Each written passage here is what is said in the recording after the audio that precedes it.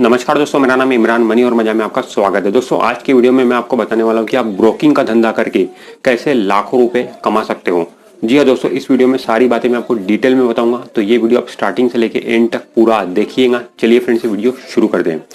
Friends देखिए, जैसे कि आपने ब्रोकर्स देखे होंगे, जैसे कि शेर खान है, आनंद राठी है, एंजल ब्रोकिंग है, तो ये लोग ब्रोकर्स है। ठीक है, ये मेन ब्रोकर्स है। ठीक है, आज के वीडियो में मैं आपको जो बात बताने वाला हूँ वो सब ब्रोकरशिप के बारे में बताने वाला हूँ। ठीक है, ये जो मेन ब्रोकर्स है, जैसे कि शेर खान हो गया, आनंद राठी हो गया, ठीक है, मोतीलाल ओसवाल है, जितने भी बड़े बड़े ब्रोकर्स हैं, ये लोग अपनी फ्रेंचाइजीज अलॉट करते हैं, मतलब अपनी फ्रेंचाइजीज देते हैं, जिसे ही बोला जाता है सब ब्रोकरशिप। ठीक है, हालांकि आप मेन ब्रोकर भी बन सकते हो, बट मेन ब्रोकर बनना इतना आसान नहीं होता है। ठीक है, मेन ब्रोकर बनने के लिए बहुत सारी फॉर्मेलिटीज होती है और एक बड़े पैसे की भी जरूरत होती है, जो कि हमें डिपॉजिट रखना पड़ता है। ठीक है, सेबी के पास में। ठीक है, तो मेन ब्रोकर बनना इतना आसान नहीं है, हर कोई मेन ब्रोकर नहीं बन सकता है, बट सब ब्रोकर हर कोई बन सकता है। सब ब्रोकर बनना आसान है, बेहद आसान है।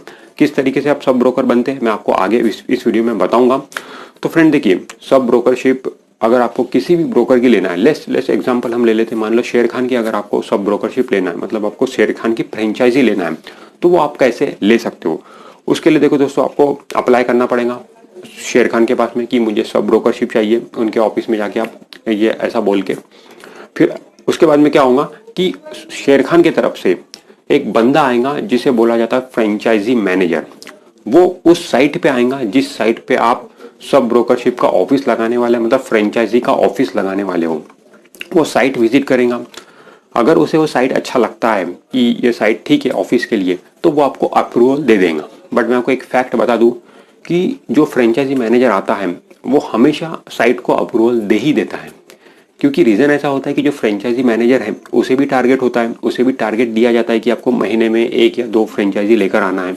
तो इसीलिए वो किसी भी तरीके की जगह हो, किसी भी तरीके की जगह हो, उसको वो अप्रूवल दे देता है। मैंने तो यहाँ तक के देखा हूँ कि बहुत लोग फ्रेंचाइजी ब्रोकिंग की जो फ्रेंचाइजी है वो घर से चला रहे हैं, घर से ऑपरेट कर रहे हैं। तो आप अंदाजा लगा सकते हैं कि किसी भी साइट को आराम से अप्रूवल मिल जाएगा।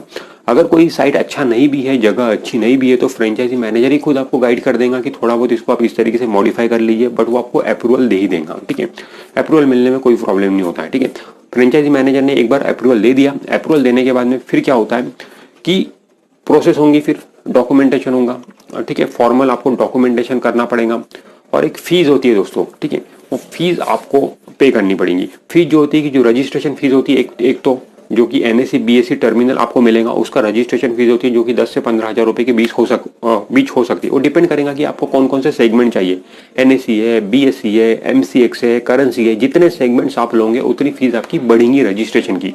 ठीक है, और इसके अलावा जो दूसरा जो पैसा आपको देना पड़ेगा वो होता है डिपॉजिट मनी, या फिर हम उसे बोल सकते हैं सिक्योरिटी मनी। वो भी आपको देना पड़ता है। अब ये ब्रोकर टू ब्रोकर दोस्तों डिपेंड करता है कि कितना सिक्योरिटी डिपॉजिट वो लोग लेंगे। नॉर्मली जो सिक्योरिटी डिपॉजिट होता है वो 50,000 रुपए, 1 लाख, 1.5 लाख, 2 लाख ऐसा होता है। ठीक है, लेट्स टेक हम शेर खान की बात कर ले तो शेर खान की फ्रेंचाइजी आपको 50,000 रुपए डिपॉजिट देकर भी मिल जाएंगी। ठीक है, मिल जाती है आराम से, उसमें कोई दिक्कत नहीं होती है, बट ये निगोशिएबल होता है। ठीक है, ये ब्रोकर से बात करके आपको करना पड़ता है कि कितना डिपॉजिट मुझे रखना है। ठीक है, उस हिसाब से आपने डिपॉजिट कर दिया। ठीक है, आपका सारा डॉक्यूमेंटेशन हो गया, तो उसके 1 महीने के अंदर विदिन 1 मंथ आराम से आपको फ्रेंचाइजी अलॉट हो जाती है। ठीक है, तो इस तरीके से फ्रेंचाइजी मिलती है। ठीक है, अब फ्रेंचाइजी मिलने के बाद जितनी भी सर्विसेज रहेंगी क्लाइंट को वो आपको देना है। इसके अलावा दोस्तों एक और चीज आपको डिसाइड करनी पड़ती है ब्रोकर से, वो है प्रॉफिट शेयरिंग रेशियो। ठीक है, मेन ब्रोकर है, उससे आपने फ्रेंचाइजी ली। ठीक है, आप धंधा कर रहे हो, क्लाइंट को सर्विस दे रहे हो, तो जो भी प्रॉफिट होगा, ठीक है, उसमें आपका कितना रेशियो रहेगा, उसमें आपकी शेयरिंग क्या रहेंगी। ठीक है, तो ये जो प्रॉफिट शेयरिंग रेशियो होता है ये भी निगोशिएबल होता है। ठीक है, नॉर्मली जो प्रॉफिट शेयरिंग रेशियो होता है वो 70-30 का होता है, मतलब 70-30 होता है, 80-20 भी होता है, 90-10 भी होता है। इसका मतलब ऐसा है कि लेट्स टेक एग्जांपल 70-30 है, 70-30 है। इसका मतलब ऐसा है कि 70% जो कमाई रहेंगी वो आपकी रहेंगी, मतलब सब ब्रोकर की रहेंगी, और 30% आपको मेन ब्रोकर को देना पड़ेगा। ठीक है, अगर आपने 1 लाख रुपए कमाया महीने का, तो 30,000 रुपए मेन ब्रोकर को देना पड़ेगा और 70,000 रुपए ये आपकी कमाई रहेंगी। ठीक है, अगर 70-30 का रेशियो है, तो 80-30 का है तो वही 80% आपका रहेगा, 20% मेन ब्रोकर को देना पड़ेगा, और 90-10 का है तो उस हिसाब से। ठीक है, तो ये भी निगोशिएबल है। ठीक है, ये डिपेंड करेगा कि आपको क्या रेशियो मिलता है। और नॉर्मली अगर मेन ब्रोकर को ये बात लगती है कि आप एक बहुत अच्छा धंधा कर लोगे, ठीक है, काफ़ी एक्सपीरियंस है आपको सब ब्रोकरशिप का और अच्छा रेवेन्यू आप जनरेट करके दोगे, अगर ऐसा उसे लगता है तो मे बी वो आपको 90-10 भी दे सकता है, ठीक है, या तो फिर शुरुआत में आपको 70-30 दे सकता है। फिर आपका धंधा अगर अच्छा रहता है तो आपका रेशो भी बढ़ा सकता है। तो इस तरीके से रहता है, तो वो निगोशिएबल होती है सारी चीज़ें, ठीक है। इसके अलावा दोस्तों जब आपको फ्रेंचाइजी मिल जाएंगी मेन ब्रोकर से, तो आपको क्या क्या मिलेगा, क्योंकि आपने रजिस्ट्रेशन फीस दी है, ठीक है, वो तो एक एक्सपेंसेस हो गया आपको, वो तो कहीं वापस आपको मिलने वाला नहीं है। बट जो आपने सिक्योरिटी मनी दिया है वो रिफंडेबल होता है, ठीक है, वो आगे जाके आपको वापस मिलेगा जब आप अपनी फ्रेंचाइजी बंद करोगे तब, ठीक है। तो वो जो आपने सिक्योरिटी मनी दिया है उसके बदले में आपको क्या क्या मिलता है मेन ब्रोकर से। तो दोस्तों देखिए, मेन ब्रोकर से आपको टर्मिनल मिलेगा एनएसी और बीएससी का। टर्मिनल मतलब कंप्यूटर्स नहीं मिलेंगे आपको, आपको सिर्फ ऑनलाइन उनका सॉफ्टवेयर मिलेगा जिसपे आप एनएसी बीएससी का टर्मिनल चला सकते हो। इसके अलावा आपको बैनर मिलेगा जो आप ऑफिस में लगा सकते हो, बोर्ड मिलेगा जो आप ऑफिस के बाहर लगा सकते हो, स्टिकर्स मिलेंगे, ब्रोचर्स मिलेंगे, अकाउंट ओपनिंग फॉर्म मिलेंगे। ये जो सारी फॉर्मेलिटीज़ हैं ये सारी चीज़ें आपको मेन ब्रोकर से मिलेंगी, ठीक है। इसके अलावा आपको मेन ब्रोकर से और ज़्यादा चीज़ें नहीं मिलती है। जो भी सर्विसेज आपको क्लाइंट को देनी है वो आप ही को देनी है। प्रॉफिट्स जो आएगा आप ही के हाथ में आएगा। एक्चुअली जो प्रॉफिट होता है, मतलब सारी चीज़ें आजकल ऑनलाइन है, ठीक है। क्लाइंट जो भी ट्रेडिंग करेंगे उसमें जो भी ब्रोकरेज बनेगा वही तो प्रॉफिट है, तो वो डायरेक्ट मेन ब्रोकर के अकाउंट में जाता है, ठीक है। फिर मेन ब्रोकर मंथली बेसिस पे आपके अकाउंट में ट्रांसफर करेगा, ठीक है। तो उस तरीके से वो प्रॉफिट आपको मिलेगा, आपके हाथ में नहीं आता पैसा, पैसा पहले मेन ब्रोकर के हाथ में जाएगा, फिर वो आपको मंथली बेसिस पे आपको पे आउट देगा, ठीक है। तो इस तरीके से सारी प्रोसेस होती है। देखिए दोस्तों, सब ब्रोकरशिप में ऑफिस भी आप ही का रहने वाला है, रेंट भी आप ही को देना है, सारे फर्नीचर्स कंप्यूटर्स आप ही के रहने वाले हैं, ठीक है। मेन ब्रोकर यहाँ पे आपको ये सारी चीजें नहीं देने वाला, ये सारी चीजें आप ही को सेटअप करनी है। मेन ब्रोकर आपको एक प्रकार से हम ये बोल सकते हैं कि आपको गुडविल, वो आप उसकी गुडविल यूज कर रहे हो, आप उसका नाम यूज कर रहे हो, ठीक है। लाइक शेर खान की आपने फ्रेंचाइजी ले ली तो शेर खान का बोर्ड बाहर लगा हुआ है, लोगों को ये लगेगा कि शेर खान का ऑफिस है, आप उसका नाम यूज कर रहे हो, बट सर्विसेज आपको देनी है। जो भी प्रॉफिट होगा उसमें आपको उस रेशो के हिसाब से पैसा मिलेगा। दोस्तों इसमें सबसे मेन चीज है, क्लाइंट को लेकर जो आना है आपको लेकर आना है, उनका डिमैट अकाउंट आपको खोलना है। डिमैट अकाउंट खोलने के बाद में सारी सर्विसेज आपको देनी है। मेन ब्रोकर से क्लाइंट को कोई भी सर्विस नहीं मिलती है जब उसका अकाउंट सब ब्रोकर के ऑफिस में खुलता है। तो इस बात का आपको ध्यान रखना है और सबसे मेन पार्ट है आपके बिजनेस का, क्लाइंट को लेकर आना और उनको पूरी तरीके से सर्विस देना, ठीक है।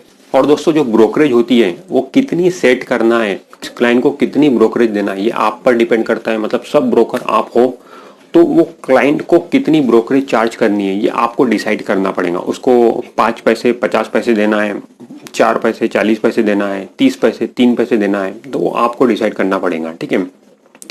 आप देख सकते हैं अगर कोई क्लाइंट बड़ा है, लाइक आपको लगता है कि ये क्लाइंट बहुत ज़्यादा ट्रेडिंग करेगा, बहुत ज़्यादा ब्रोकरेज बना के देगा, तो उसको आप कम ब्रोकरेज भी दे सकते हो, ठीक है। क्योंकि बहुत सारे क्लाइंट ऐसे निगोशिएट भी करते हैं कि मैं तो बहुत बड़ी बड़ी ट्रेडिंग करूंगा तो मुझे ब्रोकरेज आप कम लगाइए, तो उस बेसिस पे आप उसकी ब्रोकरेज कम भी कर सकते हो, ठीक है।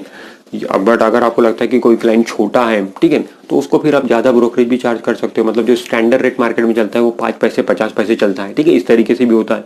या फिर कुछ इस तरीके से भी ब्रोकरेज चार्ज करते हैं लोग क्लाइंट को कि आप स्टार्टिंग 5 पैसे 50 पैसे से करते हैं, जब उसके अगर ट्रांजेक्शन बढ़ जाते हैं, बहुत ज़्यादा ब्रोकरेज जनरेट करके अगर वो दे रहा है क्लाइंट, तो फिर उसकी ब्रोकरेज कम भी कर देते हैं ब्रोकर। तो इस तरीके से आप उसकी ब्रोकरेज कम और ज़्यादा कर सकते हैं क्लाइंट की। नॉर्मली ज़्यादा नहीं करते हैं कोई भी ब्रोकर, कम ही करते हैं, बट जो इनिशियल ब्रोकरेज है वो आप अपने मन से सेट कर सकते हो। मतलब क्लाइंट को आपके हाथ में ये अधिकार रहेगा, आपके हाथ में ये राइट रहेगा कि कितनी ब्रोकरेज क्लाइंट को चार्ज करनी है। इसमें मेन ब्रोकर कोई भी इंटरफेयर जनरली नहीं करता है, ठीक है, बट एक स्टैंडर्ड मिनिमम आप लगा के रख सकते हैं।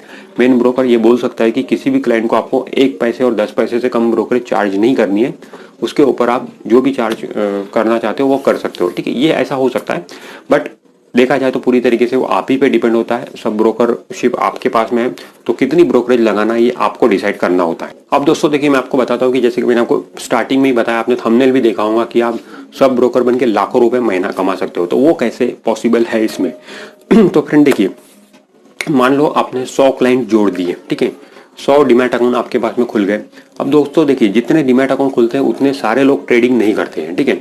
मान लो 100 डीमैट अकाउंट अगर आपने खोल लिए, और 100 डीमैट अकाउंट खोलना कोई बड़ी बात नहीं है। अगर एक दिन में भी एक डीमैट अकाउंट अगर आपने खोला तो 3 से 4 महीने में ये सारे डीमैट अकाउंट खुल सकते हैं। 100 डीमैट अकाउंट खुलने के बाद में मान लो अगर 50 लोग ही आपके पास में ट्रेडिंग कर रहे हैं, ठीक है, डेली बेसिस पे सिर्फ 50 लोग ट्रेडिंग कर रहे हैं और 50 लोग इनएक्टिव है जो कि ट्रेडिंग कर ही नहीं रहे, सिर्फ अकाउंट खोल के बैठ गए, तो जो 50 लोग हैं जो डेली बेसिस पे ट्रेडिंग कर रहे हैं, उसमें से एक एक क्लाइंट अगर 200 रुपए की भी ब्रोकरेज आपको डेली दे रहा है, तो डेली मतलब 50 मल्टीप्लाई बाय 200, तो 10,000 रुपए की ब्रोकरेज आपकी डेली की बनती है। ठीक है, डेली की 10,000 रुपए की ब्रोकरेज बनती है। और महीने में मार्केट वैसे तो 22 डेज चालू रहता है, सैटरडे संडे छुट्टी रहती है, बट अगर हम मान के चले कुछ हॉलीडे आ जाता है, कभी कुछ फेस्टिवल आ जाता है, तो ऐसी एक दो छुट्टी हम मान के चले, तो महीने में जो कैलेंडर डेज हम मान के चल सकते हैं मार्केट चालू रहता है, वो 20 दिन चालू रहता है। ठीक है, महीने में 20 दिन चालू रहता है।